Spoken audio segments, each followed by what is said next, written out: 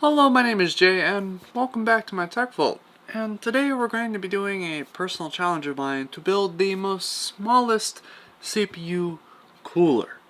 And it's going to be a pretty interesting challenge. So in order to do this, we've got to set a couple standards, goals we want to meet, and then of course, trying to reach those goals.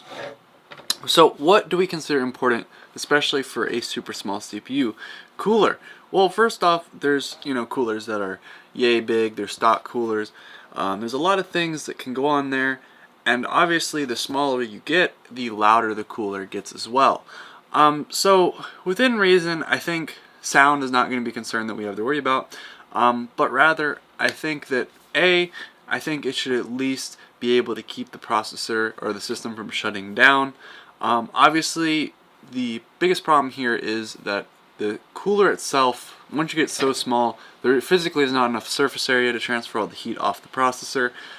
So if you were to put it under load, I don't think we could keep it cool enough to keep the system from shutting down under load, just simply because the materials I have on my budget are pretty much broke for this YouTube channel, and the limitations that I have from what I have, I think it would be difficult to do that. So what we're going to go for instead is just getting it at idle, getting everything cool at idle, and seeing if that works from there. So in order to do this, I've got this system right here. This is the notorious Verge system. This is a system that we built their PC build guide on to prove that it was wrong, and it was key and influential to actually disproving that factually you cannot build a computer with their guide, and therefore they took it down.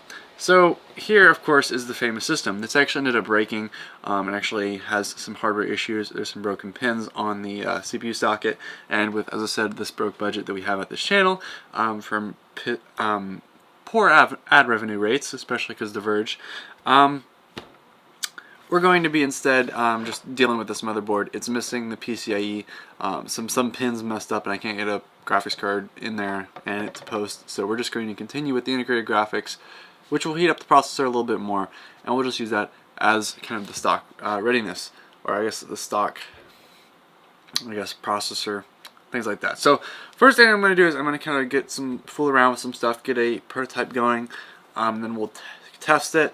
I'll showcase the prototype, and then we'll test it, and then we'll kind of come back with my thoughts and opinions. So here is my CPU cooler design. It pretty much consists of 3 1.5-inch fans, all powered by the regular fan headers on the motherboard. And one of the key things that I wanted to include in this was, of course, make this a CPU cooler that you could technically mount on this motherboard, in this case this particular motherboard, and actually power on there. You don't need some special adapters. This is literally all powerable by the motherboard. So this is using a chipset heatsink. It's got 3 fans. These suckers, I don't know how fast they run, but they're pretty loud. And I mean by pretty loud, you probably won't be able to hear me over them. Yeah, so these are basically running in a push-pull kind of manner. This top one is pulling in air, and then these 2 side ones are pulling out or pushing out air. And pretty much the idea is you get the general airflow in and then pushes out. As you can see, the zip ties are rocking my whatever I could find in my bins over here, kind of budget. But I think that ends up looking not only interesting, but I think it will actually work. So as I said, a couple things we want to accomplish is just get this to kind of stay cool at idle. I don't think this is going to, and heck no way is this going to keep it cool. But if I had a chipset that had a lot more, I don't know, milling in the heatsink, I think that if it had a little bit more surface area, we definitely could maybe even get it to run under somewhat of a load. But as you can assume, as I said earlier on this channel, we don't have, at 4,000 subscribers, I love to do these kind of videos, but I don't have the resources just yet. So this would be one of those videos we could always come back in the future if we ever get enough funding to do that and actually make something a little bit more interesting. But for now, this is the prototype, the first one, and we can always add on to that later. So what I'm going to do now is I'm going to go through and get my motherboard out. We're going to set up all the stuff. We're going to put this on the CPU, get this cooking, and we'll see how loud it actually gets, and I'll make sure I record that. Okay, so before we turn this on, couple things. First one, as I said, the goal is to accomplish this at idle. And what I'm going to do for test this is, because I'm kind of too lazy to get everything hooked up to my monitor and stuff, basically I'm just going to leave this on. If it doesn't shut down, we accomplished the goal of keeping it cool at idle. Obviously, a couple things to keep in mind is, number one, this is going to be extremely loud. Would not recommend. Heck, be quiet over here. They offer some really nice stuff for just keeping CPUs cool quietly. This is not anything close to that. This will probably be the loudest CPU cooler I think I will ever hear.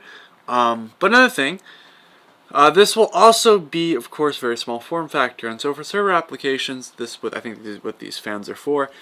This is actually a very good use, so it may be a good option for people that want something extremely small form factor, but don't care about the sound. So the next thing I'm going to do is, let's turn this on. So a couple warnings. I don't even know how. I should be able to adjust the volume. If I don't, though, here's some warning. But this is going to be quite loud.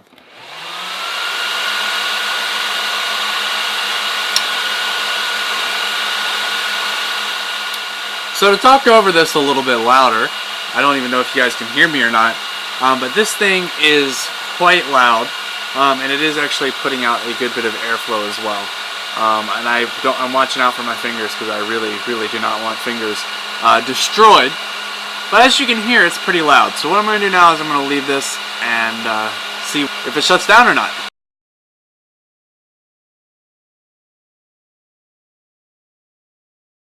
So after leaving this on for a bit, not only did this cooler manage to actually stay cool, not necessarily something I would consider a success, but it definitely did keep the CPU on at idle, which was the goal on the original mission we set out to do.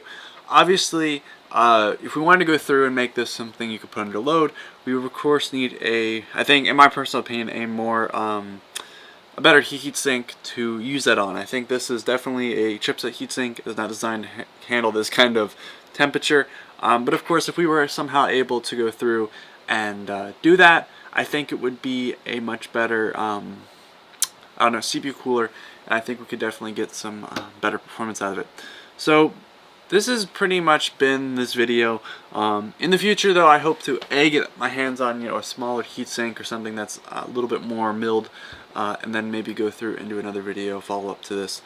If you're interested, you like this video, give it a thumbs up. Maybe we get, I don't even know how many likes we're getting on a video anymore. Hey, if we get some amount of likes, maybe let's go for 20, 30, 40, I don't know.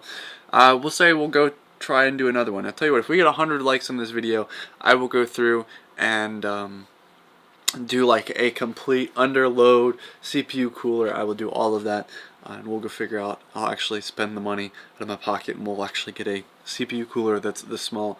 But overall, this has been quite an interesting experience, because not only is this loud, but it also does have some viability if you don't care about sound. And as you heard, it's pretty loud. But thank you for taking your time out of your day to watch this little video. Hopefully you're interested in seeing the follow-up to this. And check out my channel for other cool tech-related news, reviews, builds, etc. And thank you very, very much for watching. Goodbye.